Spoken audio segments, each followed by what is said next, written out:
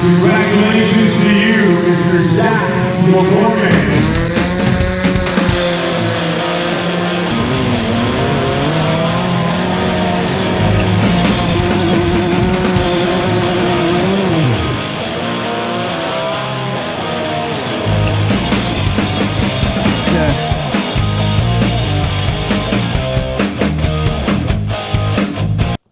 Well, guys, like I said in the last video, we have the 2026 DNA Stock Compact. It's no longer called Economy Compact. Rules right here. And it looks like a good read. So let's go through. Reach out to our techs. No ambulances, trucks, truck frames. Please reach out. Blah, blah, blah. Sandbagging. Let's go to the actual build rules. Cages. 4-point cage, halo, gas tank, but not required for driver protection only. Bars must be to sheet metal. Must be to sheet metal. Sheet metal bars must be single bar, not stacked or doubled. Must be at least 5 inches away from any part of the firewall and the floor at any point, including transmission and drive shaft tunnels. This sounds a lot like rear-wheel drive cage rules. Back bar may be farther than the back kick panel. Front bar may not be contoured to body. Must run straight across. Bars must be inside it. All cage bars must be minimum 2x2 by 1/8, no bigger than 4x4 except sidebars. Sidebars can be C-channel. You must have both front and rear crossbars if sidebars are not used. Mounting plates.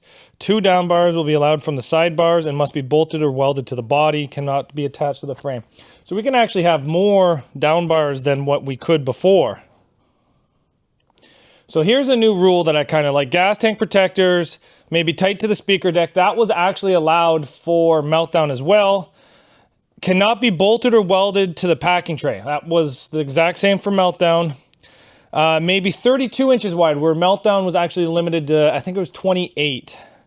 And no longer than 32 inches, no longer. No part of the gas tank protector can measure no wider than 32 inches, including the bars that run from the halo to the tank protector. So that's fine. No more than 2 windshield bars or chains. So my NG Customs cage will pass. So that means we're going to have to go to a 4-door car. Body and frames. Trunk lid can be tucked. Quarter panels may be creased to C-pillar, from C-pillar back. So I can't do... It's a bit different. So we're allowed, Mini Meltdown allowed 4x4 repair plates. This company actually allows 4x4 diamond repair plates. So that's a bit different.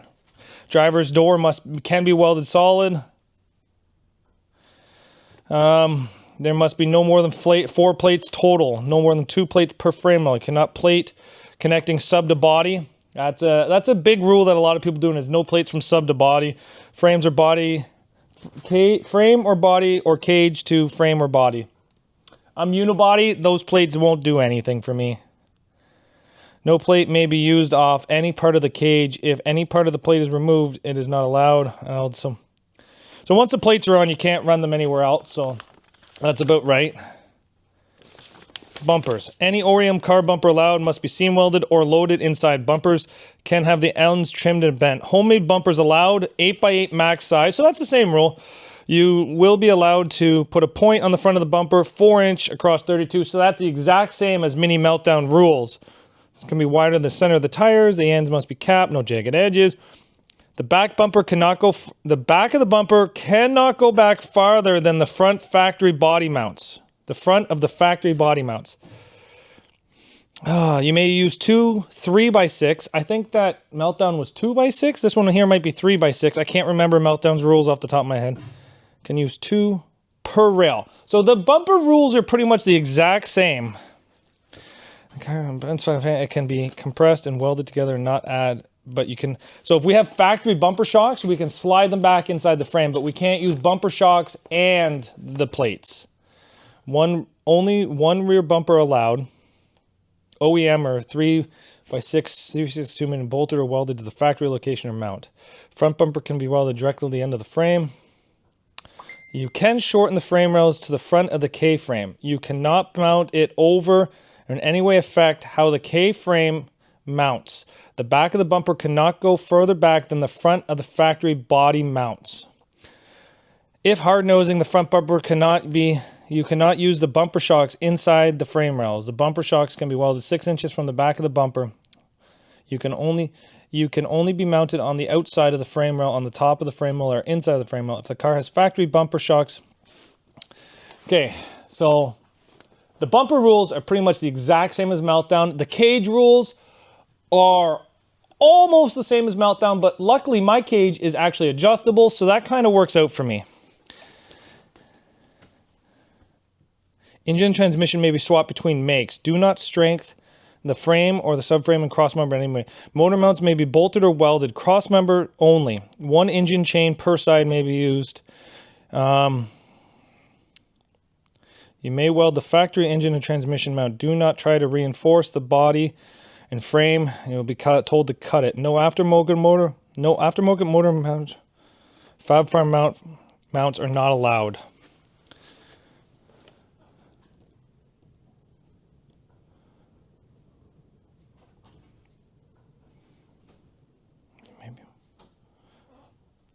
So this one here may screw me for what I want to do. You may weld the factory engine transmission cross members. Do not try to reinforce the frame or the body in any way. You will be told to cut. No aftermarket motor or transmission mounts. I'm going to ask if I can build my own. Water cooling system only. That's fine. Aftermarket right header will be aftermarket upright header. Front and rear shocks must be stock appearing. Stock tie rods can be reinforced.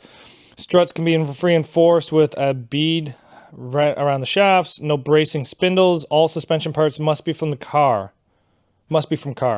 All ball joints and tie rods must be OEM. All rear suspension arms must be.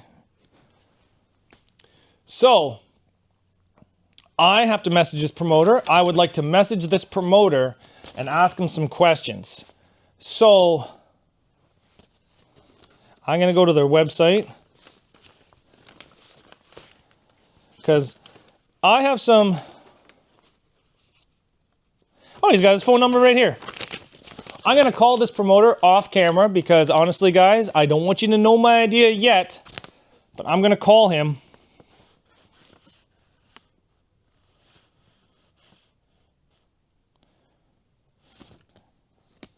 I will actually, you know what? I'm going to do it on Facebook because I don't know. I'm going to figure out if I'm going to call them or do it on Facebook because one or the other, I'd like some actual evidence of what I've asked them.